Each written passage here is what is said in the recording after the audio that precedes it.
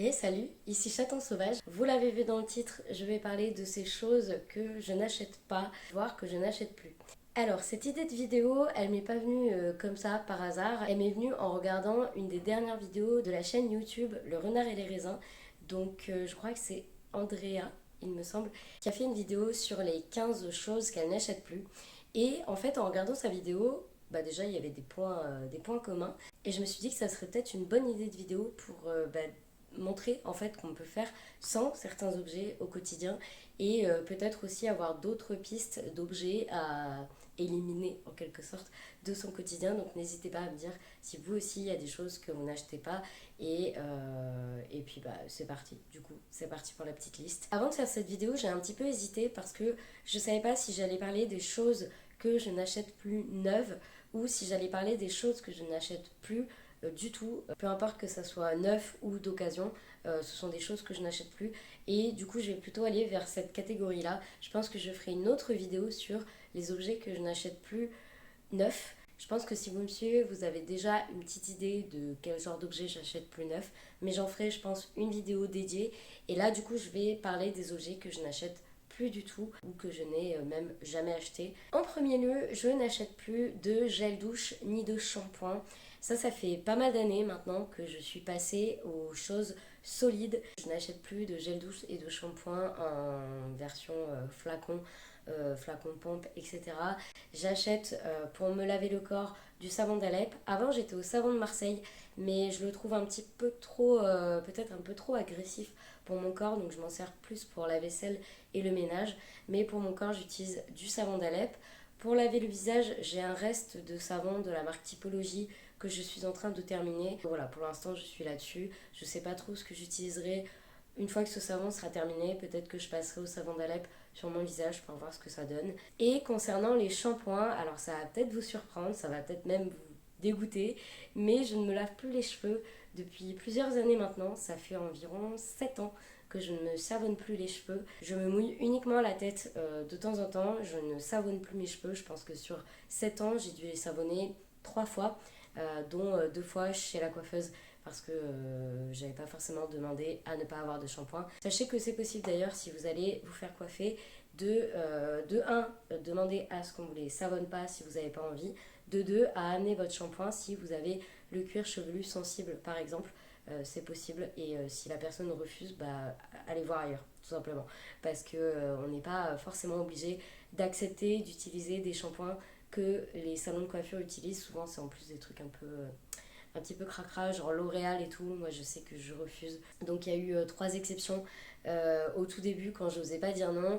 Et la dernière fois que je me suis savonné les cheveux, je crois que c'était parce que je revenais du gala de danse et j'avais de la laque et tout dans les cheveux et j'ai savonné. Mais sinon, je ne savonne plus mes cheveux. Donc, je fais partie de ces personnes qui font ce qu'on appelle du no-poo. Donc voilà, j'utilise plus de shampoing depuis 7 ans. Et pour les gels douche, du coup, c'est du savon d'Alep et ça me convient très très bien. Autre objet que je n'achète pas, il s'agit de rasoir et de tout ce qui est lié au fait de retirer ses poils, puisque je ne sais pas si vous l'avez vu dans mes précédentes vidéos, surtout là en ce moment en été, je pense que ça se voit, mais je ne me rase plus les poils. Voilà, je garde mes poils depuis, je crois que ça doit faire 8 ou 9 ans que je ne retire plus mes poils et je m'en porte très très bien. Donc voilà, inutile pour moi d'acheter des rasoirs. Et si jamais j'ai besoin de me faire raser pour me faire tatouer notamment, c'est la personne qui me tatoue qui se chargera de me raser.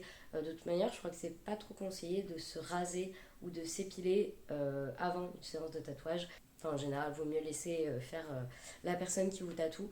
Donc voilà, je n'ai pas de rasoir, je n'ai pas d'épilateur, ni de cire, ni ni de rendez-vous chez l'esthéticienne. Du coup, je laisse ma pilosité vivre sa vie.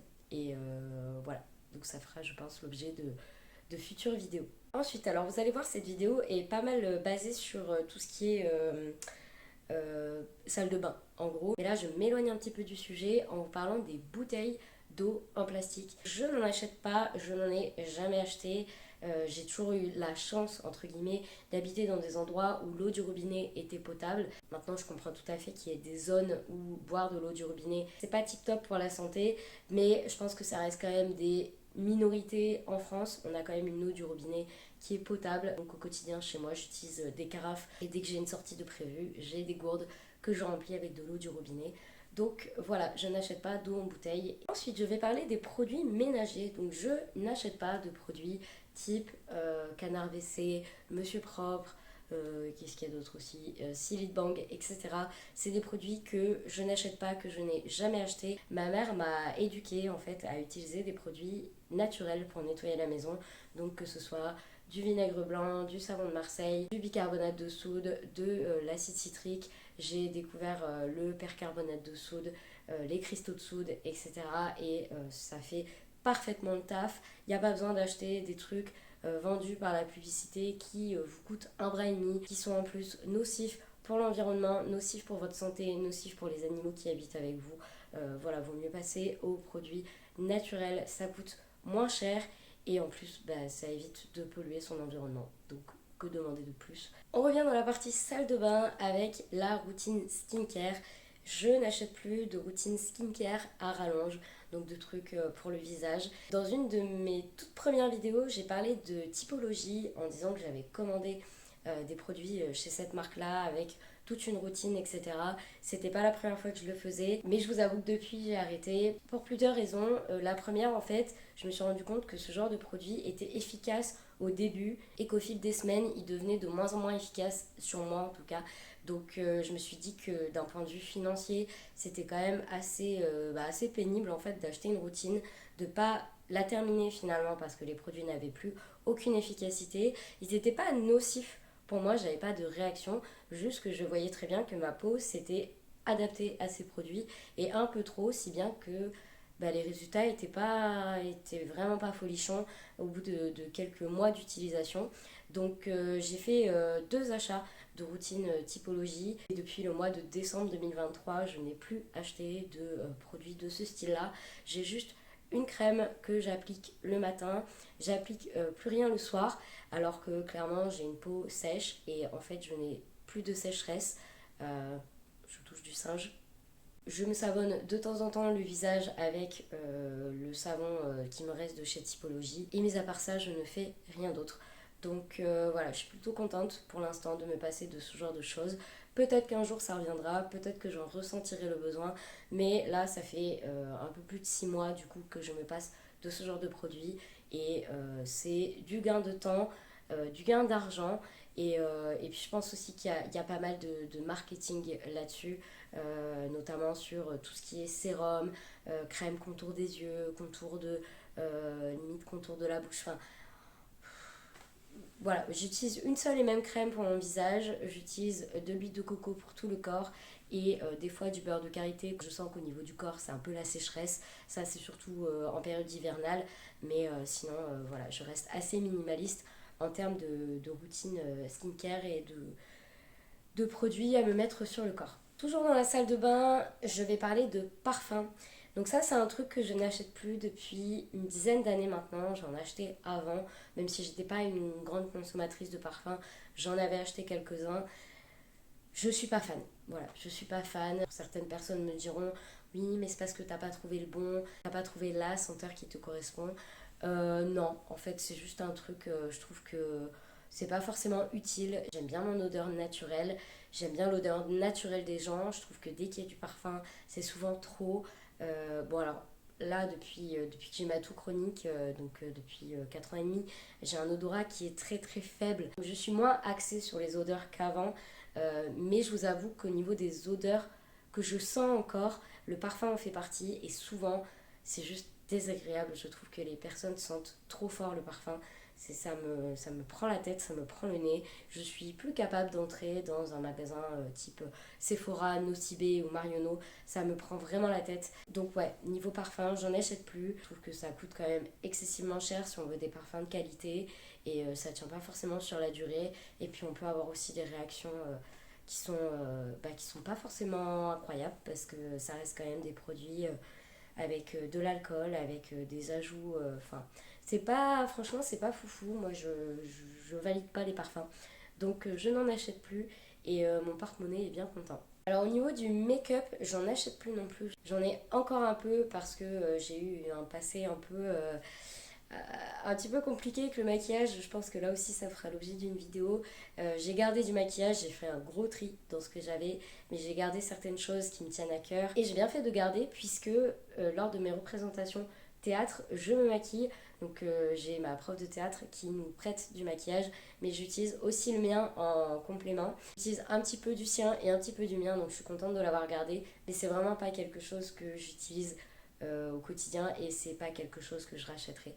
Donc, ou en tout cas, c'est quelque chose que je n'achète plus. Un autre truc que je n'achète pas, il s'agit de coton-tige. Et là, ça pose problème à ma femme, puisque quand elle vient, eh ben, elle est obligée d'amener les siens, puisque moi, j'en achète plus. Je demande toujours aux invités si les invités en ont ou en ont l'utilité. En tout cas, je leur demande toujours de venir avec, parce que moi, pour le coup, je n'en achète pas. Alors, j'en achète pas pour des raisons écologiques, mais j'en achète pas aussi parce que je suis très sensible des oreilles.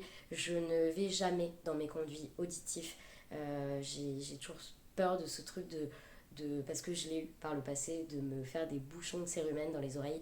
Donc je n'utilise pas de coton-tige et si j'ai un peu d'eau dans les oreilles, ben, soit j'utilise ma serviette sur le, je crois que c'est le pavillon auriculaire, ou alors juste mes doigts comme ça. Par contre, j'ai des auriculis, donc j'en ai un en bois et j'en ai un métallique qui me sert quand je voyage. Et c'est le seul truc que j'insère un peu dans les oreilles. Et généralement, c'est ma femme qui s'en occupe.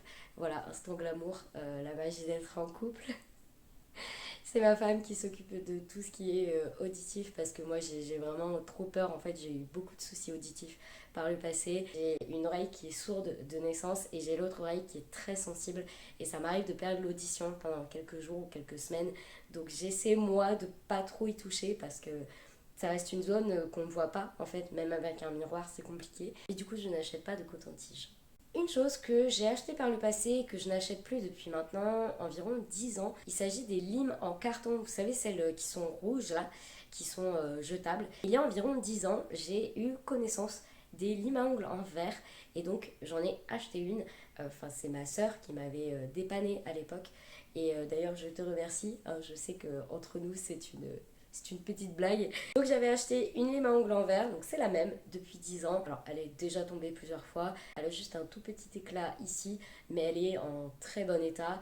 Je l'avais eu chez Marionneau et je me souviens qu'à l'époque c'était une galère sans nom pour en trouver parce que c'était même pas à la mode, c'était même pas nouveau, c'était vraiment un truc marginal que je galérais à trouver. J'avais fait plusieurs magasins alors qu'aujourd'hui clairement vous allez dans une pharmacie ou même dans un magasin classique, vous trouvez des limes à ongles en verre de toutes les tailles, donc ça c'est plutôt pratique.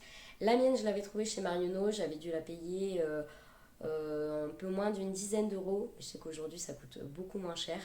Et voilà, je m'en passerai pas, je trouve ça super pratique. Je comprends même pas que les limes jetables soient encore en vente, tellement ça fait le taf. En fait, enfin, ça fonctionne très bien. On se lime les ongles, on la passe sous l'eau, on la savonne un petit peu, on la fait sécher et c'est tout en fait, c'est super pratique. Et voilà, donc la lime à ongles, j'ai la même depuis 10 ans et j'espère qu'elle me durera toute la vie.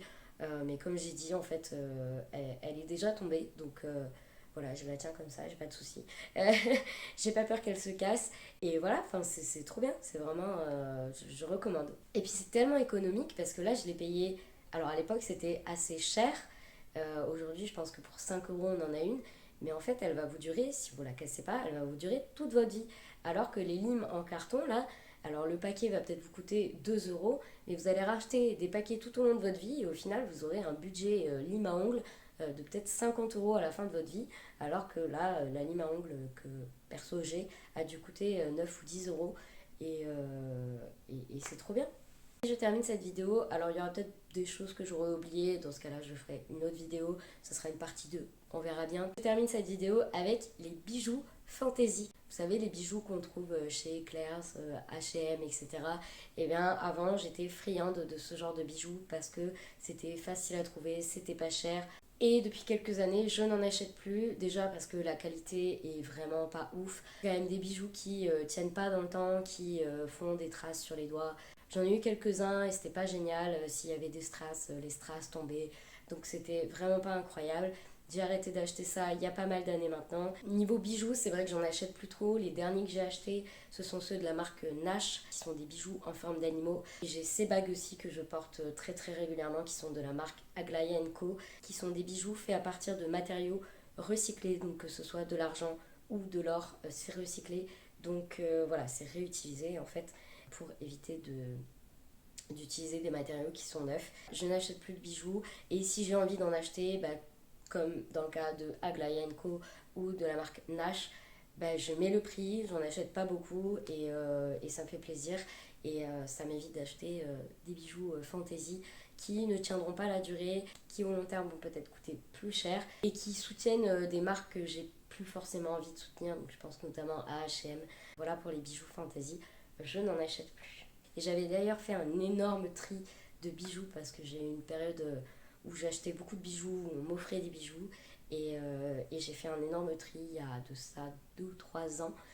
J'ai dû donner, je pense, 2 boîtes à chaussures énormes de bijoux tellement j'en avais. Donc maintenant je suis un peu minimaliste au niveau des bijoux. Du coup c'est la fin de cette vidéo, j'espère qu'elle vous a plu, j'espère que le concept vous a plu. Je mettrai dans la barre d'infos la vidéo d'Andrea, donc le renard et les raisins, parce que c'est vraiment une vidéo qui est super intéressante. Elle a abordé plusieurs autres catégories d'objets, c'est vrai que moi je suis restée un petit peu sur la salle de bain notamment, mais elle a vraiment fait une plus grosse vidéo qui est vraiment complète, donc je vous invite à aller la voir. Et puis je vous invite aussi à mettre des pouces, à vous abonner si ce n'est pas déjà fait, et puis on se retrouve la semaine prochaine pour une nouvelle vidéo. C'était Chaton Sauvage.